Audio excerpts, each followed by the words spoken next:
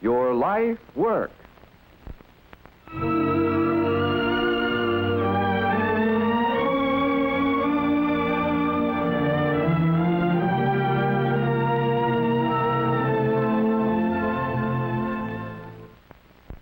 The miracle of high-speed wire communication is commonplace today. Lift a telephone receiver and the world is at your fingertips. Speak, and your voice spans oceans and continents with the speed of light. Just a moment. I have London for you, sir. I'll have to Can call you take you it back. now? I'll Yes, connect you. it will be several minutes. Calling Bermuda. Buenos Aires. Far, sir. Rio de Janeiro. Shall I connect Just you? a moment, Chicago calling London. Write on a telegraph blank, and your words appear by modern magic on paper thousands of miles away. Yes, it is hard to realize that a century has passed since Samuel Morse invented the telegraph in 1844. Early equipment was crude and handmade, but telegraphy made rapid progress as the years went by and went forward with America's expanding frontiers. Today, Western Union operates a vast network of 2 million miles of wire, furnishing swift, reliable communication. Financial quotations are transmitted from exchanges in key cities to ticker tape receivers in brokers' offices throughout the United States, Cuba, and in Canada. Each year, many millions of money orders, ranging from small sums to thousands of dollars, go over the telegraph wires. Even the nation's time depends upon wire signals from the official Naval Observatory.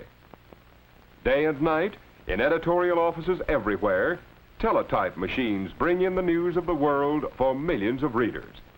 And every year, more than 200 million telegrams pass through the hands of operators in the traffic department. Here, in this operating room, hundreds of girls receive and transmit messages on batteries of teleprinters and multiplex machines. Those with ability and experience may be promoted to become supervisors on the floor or instructors in the schools which Western Union maintains in many cities. Here, the trainees learn by practicing on actual equipment. Generally, a high school education is desirable. The teleprinter keyboard is similar to a typewriter. As the keys are punched, the distant receiver records each letter on a moving paper tape. An operator removes the tape and gums it to the familiar yellow blanks. The letters NL on this tape identify the message as a night letter. The operator must know how to handle the various classifications, such as day letter, night letter, deferred cable, and special listings. To develop a trainee into a competent operator of the teleprinter and multiplex machines requires from 2 to 3 months. Job opportunities for men are found in the maintenance of all transmission equipment and in the operation of the relay offices. In the carrier system department, trained technicians maintain equipment that transmits hundreds of messages over a single pair of wires. In the experimental laboratories, college-trained research engineers work constantly to find new methods and techniques to provide quicker service. One of these developments is radio beam telegraphy, transmitting 1,040 messages in each direction simultaneously through a series of high towers. Another is the facsimile telegram, whereby a written message is dropped into a transmitter and automatically reproduced by a receiver.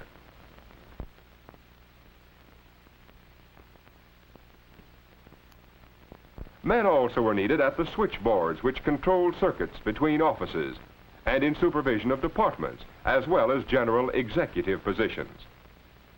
Typical of these is the traffic manager, who is responsible for the efficient dispatch of all messages through the traffic department.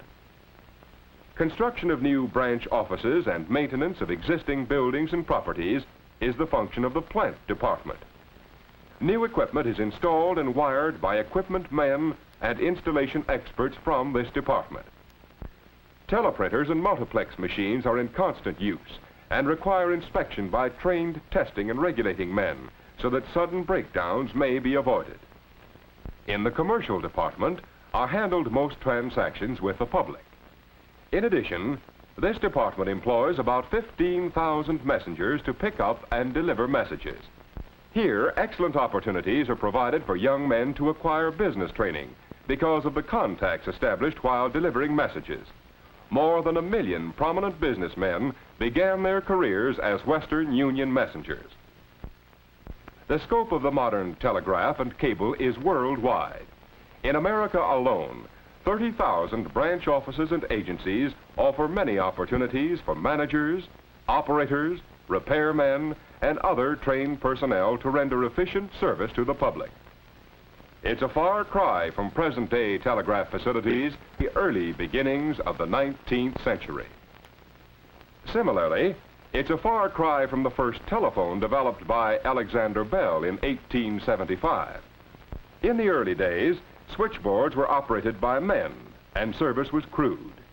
Today, modern facilities handle more than 100 million calls every 24 hours.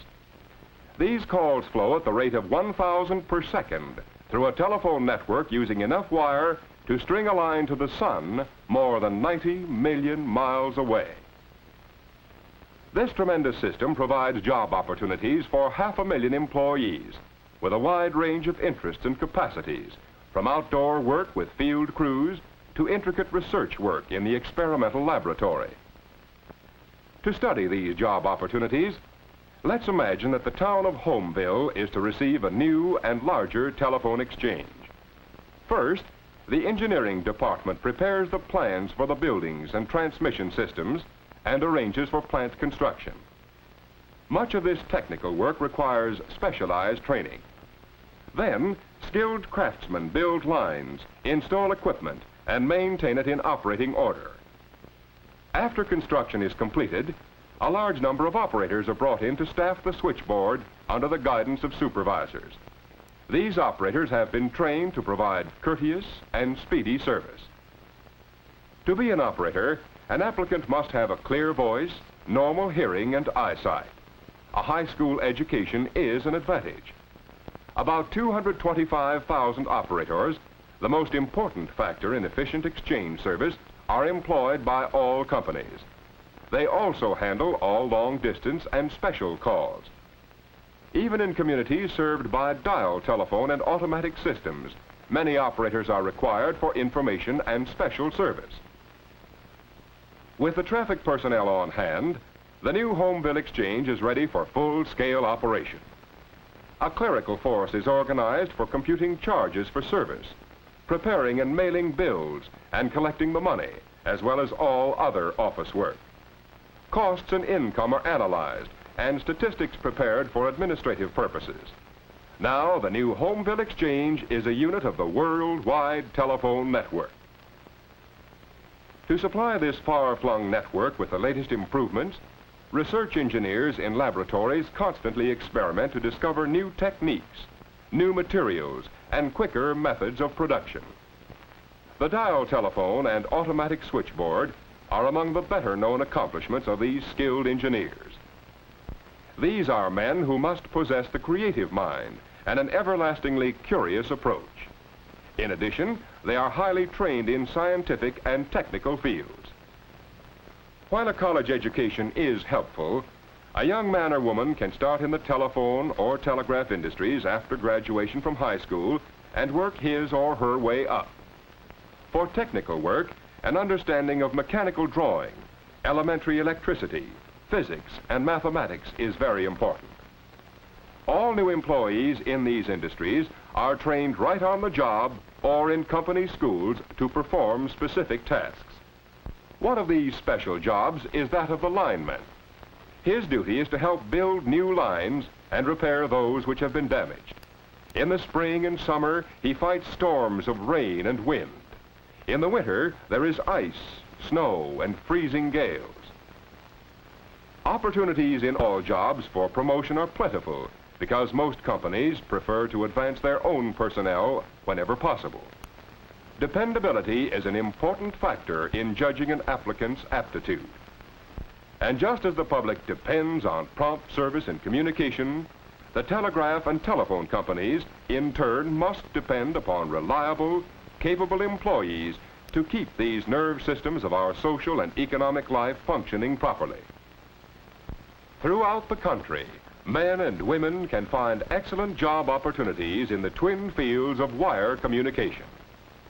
These are jobs with stable employment for a wide range of aptitudes and ambitions. If you are the sort of person who finds satisfaction in contributing to the service of other people everywhere, then telephone or telegraph communication may become your life work.